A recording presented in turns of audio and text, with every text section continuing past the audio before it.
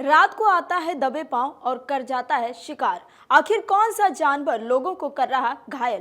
6 लोगों की मौत, 11 घायल, फिर भी नहीं पहचान में आ रहा आदमखोर। बड़वानी में जानवर के हमले से लोगों में दहशत, वन विभाग के लिए बना है अनसुलझी पहेली। नमस्कार, मैं अंजलि सिंह और आप देख रहे हैं अमर उजाला।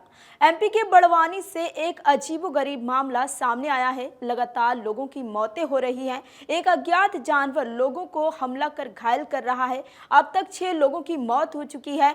करीब 1 दर्जन लोगों का इलाज चल रहा है। लेकिन ये एक अनसुलझा पहलू बना हुआ है कि आखिर ये हमले कौन सा जानवर कर रहा है।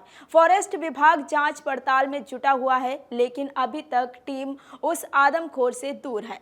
5 मई को बड़वानी जिले के 3 गांव में खूंखार आदमखोर ने आतंक मचाया था, जिसमें 17 लोग घायल हुए थे, जिसके गंभीर परिणाम अब सामने आने लगे हैं। डीएचओ डॉक्टर दिव्यानी ने बताया कि घटना के बाद एक एक करके लोगों के मरने की खबरें सामने आने लगी, जिसमें 17 में से 6 लोगों की मौत हो चुकी है, जिनमें से 23 मई को 3 लोगों की मौत हुई। उसके बाद 27 मई को 1 और उसके बाद 1 और 2 जून को एक की मौत हुई है। बचे हुए 11 लोगों का घर पर ही प्रतिदिन स्वास्थ्य विभाग द्वारा चेकअप कर उपचार दिया जा रहा है। बता दें कि 60 साल की रायली बाई की 23 मई को मौत हो गई।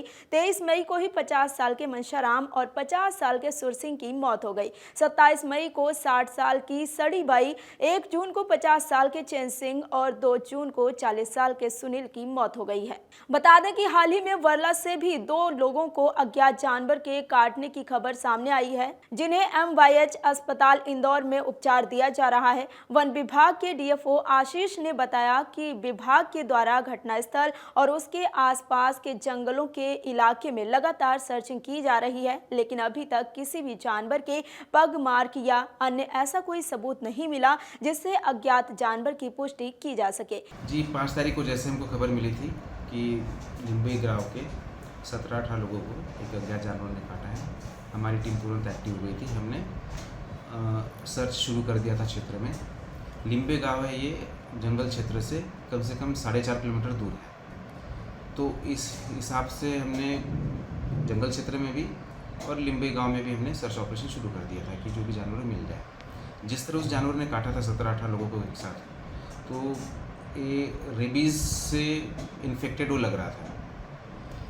तो उसके बाद जैसे ही हमारा स्टाफ भी उसमें वो लोगों को हेल्प करने में लग गया, फिर उनको अस्पताल ले जाने में। और मैं खुद जिला अस्पताल में जाके मैंने उन लोगों से मिला था, जो कि 3 लोग वहाँ पे गंभीर रूप से घायल भर्ती थे। और लोगों के से जो बयान आ रहे थे, लोगों ने जो बयान दिए, उसमें वो कुत्ते जैसा जानवर कुछ बता रहे थे। हमारे सर्च करने के बाद भी ऐसा कोई प्राणी हमको दिखा नहीं। और रेबीज़ इन्फेक्टेड था, तो 3 दिन में उसकी करीब मौत हो जानी चाहिए। तो उसके हिसाब से हमने उसकी डेड बॉडी, कारकास, हड्डी, कुछ भी उसका साक्ष्य मिल जाए, उसकी भी हमने बहुत कोशिश की। अभी कुछ मिला नहीं है। सर, अभी सेंधवा में भी सुनने में आ रहा है कि वर्ला बलवाड़ी तरफ जो है 2 लोगों को शिकार बनाया है अज्ञात जानवर ने। जी, क्या कहेंगे सर?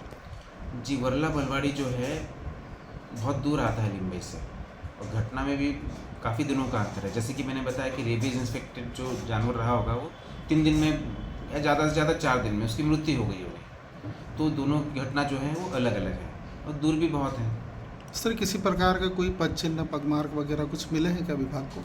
जी नहीं, हमने सभी जगह ढूंढ मारा है, तो हमें किसी भी प्रकार के साक्ष्य, पद चिन्ह या कोई और अन्य साक्ष्य नहीं मिले। डेड बॉडी भी नहीं मिली किसी एनिमल की। सर, अभी तक जो लोगों की मृत्यु हुई है उनके मुआवजे को लेकर के विभाग कुछ कार्रवाई करेगा क्या? कितना मुआवजा मिल सकता है इनको? जी, शासकीय जो प्रावधान है, मृतक के वारिस को 8 लाख रुपये मिलने का प्रावधान रहता है। उसकी प्रक्रिया हमने परसों शुरू कर दी थी और आज उनको मुआवजा मिलने की प्रोसेस शुरू हो जाएगा। घायलों के लिए भी कोई प्रावधान है क्या? घायलों के लिए है, उनके इलाज पे हुआ पूर्ण खर्चा और साथ में भर्ती होने की अवस्था में 500 रुपये प्रतिदिन की उनको सहायता दी जाएगी। सर, विभाग पर लापरवाही के आरोप लगा रहे ग्रामीण की समय पर अभी तक जो है वो जानवर पता नहीं कर पाए हैं, क्या कहेंगे इसके लेकर?